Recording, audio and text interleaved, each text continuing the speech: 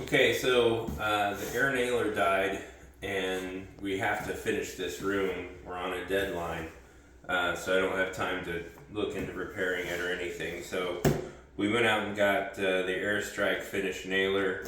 It handles 16 gauge nails and they can be up to 2.5 inches long. So that's what I picked up. Picked up some nails for it. So we're gonna go ahead and pop her open and get started. I just thought I know some of you don't like the openings, but we might as well go through the opening and the stats before we get back on the job. Got some great cardboard. I don't know if this is popular or not. I've heard some people say that there was a problem with the trigger at some point after a lot of use, but I don't believe it because until I see it. Okay, wow, that is big. Oh no. Okay, so we've got, wow, that's nice. Have to figure out how to load it. It's big. Look at that. And it says Airstrike, not Ryobi. Airstrike technology. Okay. Alright, this is how we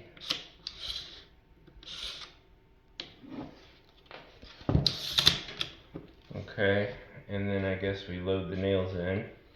And it does handle 3/4 inch to 2.5 inch nails.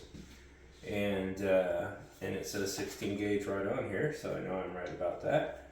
And let's go ahead and load it up and see what happens. I went ahead and brought the carriage that pushes the nails down.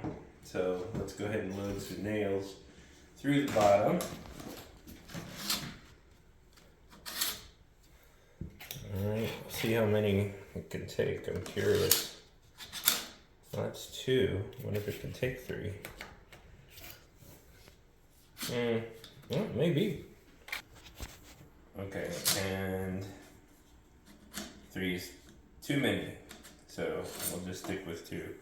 That actually may be enough to finish this job. So after that, there's a little black release button to allow it to slide back up, and they say do not let it snap into place. So like, don't hit this release if you only have one in here and let it snap up and hit that.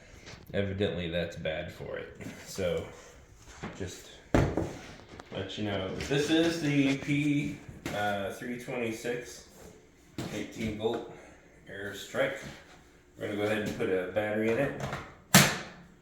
And it should be ready to go. I think there's a depth setting option, but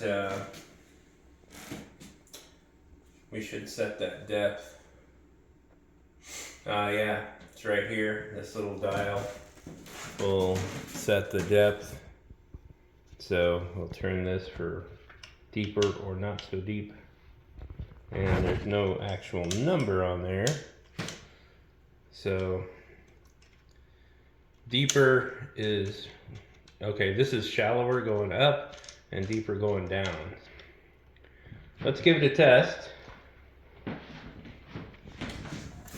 gotta have good trigger discipline because you don't wanna, but it still requires you, it's gonna require us to press before the trigger will activate for safety reasons, obviously. Okay, so I had a temporary screw here because we went to use the brad nailer and it wouldn't work. So I put a temporary screw in there since we already had adhesive on this piece. So hopefully we won't have any problems, but I'm just gonna follow this line because I know that's where my stud is, and we'll get it. This will be the first test. Oh my gosh, you put your finger even near the trigger, somehow the light comes on, which is kind of cool. So let's give this a shot.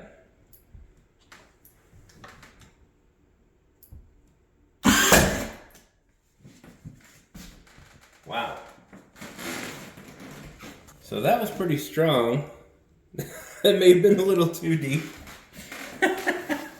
Let's back it off a little. See if we can make it a little less deep. Okay. Well, it looks like that worked. So we'll be able to wood fill those. And just to make sure it didn't go all the way through, I'm going to unscrew that screw and we'll pull it away a little bit and see if it tries to stay.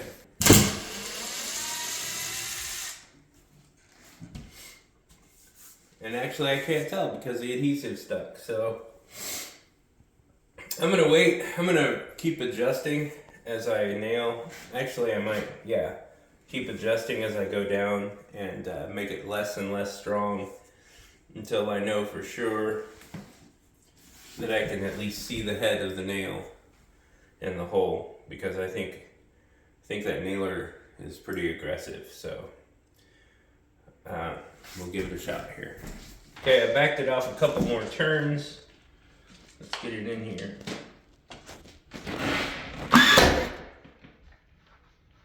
It's just going all the way through. That's crazy. Let's try it in the corner. Try this left-handed.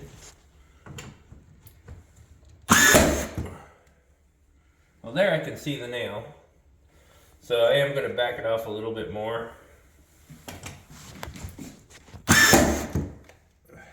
Man, it's definitely, this is MDF type stuff.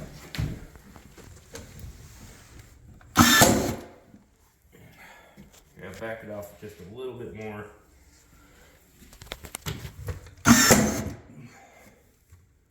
And now we're good. Now we've got a little nail sticking out of there, so I am going to put it back a little bit deeper. Now I'm going to have to get something to hammer that a little bit in so that it's not sticking out. Or cut that little piece of the head off with a oscillating tool, but I would opt to nail it in the rest of the way. Okay, well, that's where we sit. You can see that we had just enough. We're actually lacking this right here. We didn't have enough extra. So rather than buy a whole piece, I'm just going to put a piece of corner trim in there. And that along with the cap that's going to sit on this. Nobody will be able to tell that there's a gap there at all. So that's the only bump we ran into. Cutting for all these, measured and cut for each outlet and switch, and we'll have to wipe all this down because there's sawdust everywhere, but it worked out great.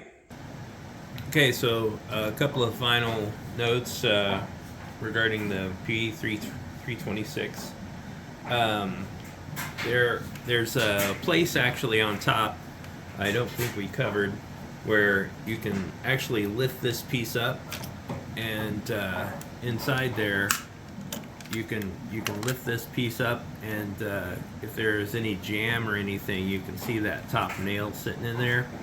So that is a way to clear jams, and it'll just hook back right on there, and it's ready to go again.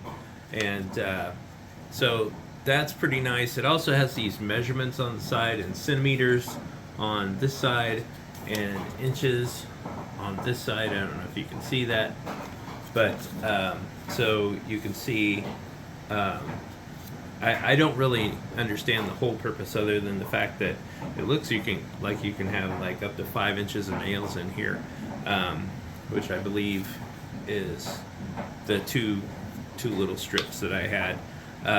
But we went through the rest of the room with this, and I've also nailed together a little box with it, just little things like that. And so the airstrike is for real. That's a very good gun. I really like it, and hopefully we'll get the rest of that room together and show that to you. But thanks for learning with me.